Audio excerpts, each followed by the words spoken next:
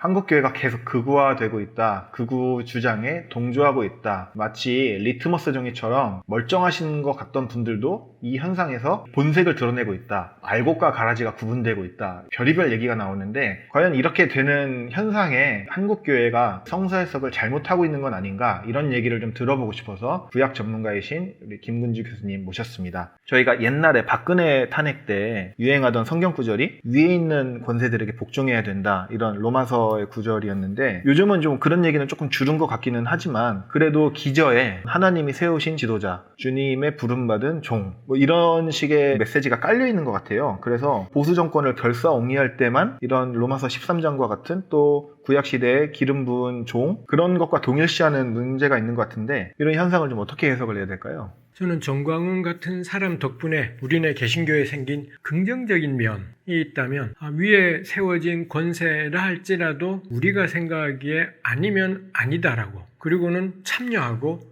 나가라고 하고, 가령 정광훈 같은 경우 어떤 정부에 대해서는 강력하게 반대하고 이렇게 했지 않습니까? 그 점에서 전 차라리 정광훈 세력이 가져다준 성과가 있다면 그 누구든 간에 이 시대를 살면서 정치로부터 떠나 있을 수는 없고, 그 다음에 위에 있는 권세에 순종하라가 분명히 하나님 말씀으로 우리가 고백을 하고 있지만 그 권세가 옳게 하느냐 안 옳게 하느냐에 대해서 판단은 해야 되고, 그럴 때 옳지 않다고 생각되면 반대하는 것도 당연하다라는 게, 저는 그게 일종의 극우든 아니든 간에 저는 공감대는 생겨간다 싶은 것이 있습니다. 그렇다면 이제 그 다음에 문제는 어떤 기준으로 위에 있는 권세를 거부하거나 순종하거나 할 거냐, 이게 저는 우리 시대의 과제이겠다 싶고요. 그 점에서 저는 우리네 개신교가 결국에는 어떤 기준으로 권력을 대할 거냐, 사실 이 논의를 제대로 안 해오다 보니 이런 정광훈 같은 사태가 생겼고요. 가장 유감이라고 해야 될지요. 정광훈을 강력하게 거부하는 사람들 가운데는 아예 모든 정치적인 발언하지 말고 다시 옛날처럼 교회는 예수님만 전하자, 이런 패거리들도 꽤 있습니다. 하도 정광훈이 깽판이다 보니 정광훈 반대하는 게 어디야 싶기는 하지만 그거는 옛날의 복고를 통해 지금 변화돼가는 세상을 못 따라잡는 것이기 때문에 저는 그런 움직임으로 가는 건 다시 옛날로, 저는 제가 생각할 때 고신의 일부들이 저는 그런 움직임이 있다 싶어요. 정광훈 소년법 꺼져라, 여기에 집중을 하고 있는데 크게 보아서는 이 양아치 같은 인간들을 몰아내자라는 점에서는 일치하는 게 있겠지만 결국에는 정치는 우리가 낄 바가 아니고 우리는 복음만, 틀린 이야기입니다. 틀린 이야기를 가지고 지금 그게 나름 소년보를 또 정광훈을 몰아내는데 눈꽃만치에 기여를 할 것 같아서 바람이 있지만 전 그렇게 되어서는 안 된다 싶고요. 결국 관건은 기준이 뭐냐 일 것 같습니다. 지금 첫 질문에 대한 답부터 굉장히 감정적으로 약간 격앙되시네요. 굉장히 평화로운 감정인데요. 전혀 격앙되지 않아요. 네. 근데 이제 구약 시대에 보면 교수님, 왕들이 바뀔 때 그거는 이제 국민들이 하는 게 아니고 하나님이 마음에 안 드니까 바꾸신다, 이런 식으로 다 서술이 돼 있잖아요. 그런 걸 봤을 때 어차피 하셔도 하나님이 하시는 거지 국민들이 할 영역은 아니다, 이렇게 생각하는 감정이 좀 깔려 있는 것 같기도 한데요. 1번, 하나님이 하시더라도 그분이 다 하시는 게 아니라 예언자들을 보내서 그 예언자가 누구에게 너 세웠대. 그럼 그 순간 그 사람이 쿠데타를 모의해서 뒤집어 버리잖아요. 하나님이 다 하시지만 일단 사람이 해야 된다. 구체적으로는 사람들이 등장하는 것이겠고요. 2번, 구약대 왕들이 어떻게 바뀌냐 할 때 우리 열왕기상 12장에 보면 솔로몬이 죽고 르호보암이 왕되지 않습니까? 당연히 르호보암이 왕되면 되는데 특이하게도 열왕기상 12장에 보면 르호보암이 세겜에 가요. 세겜에 가서 온 이스라엘의 지도자들하고 만나고, 그러고는 그 지도자들이 요구하는 게 너가 아버지가 솔로몬이죠. 솔로몬이 너무 과하게 우리에게 혹독하게 노동을 시켰고 좀만 줄여라. 그럼 우리가 당신을 왕으로 떠받들겠다. 그러고는 르호보암이 조금만 시간 줘봐 해서는 노인의 조언 듣고 젊은 사람의 조언 듣고는 난 더 세. 이렇게 해서 결렬 이렇게 되지 않습니까?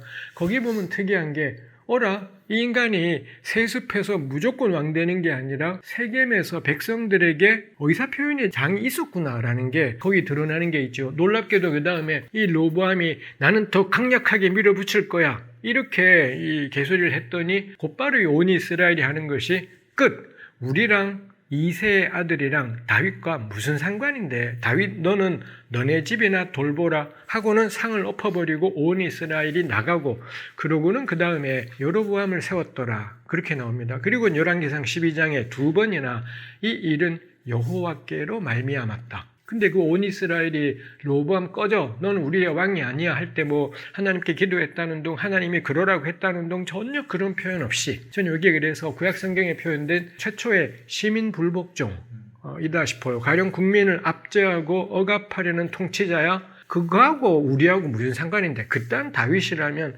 국민을 억압하고 압제할 다윗이라면 이게 무슨 꺼져.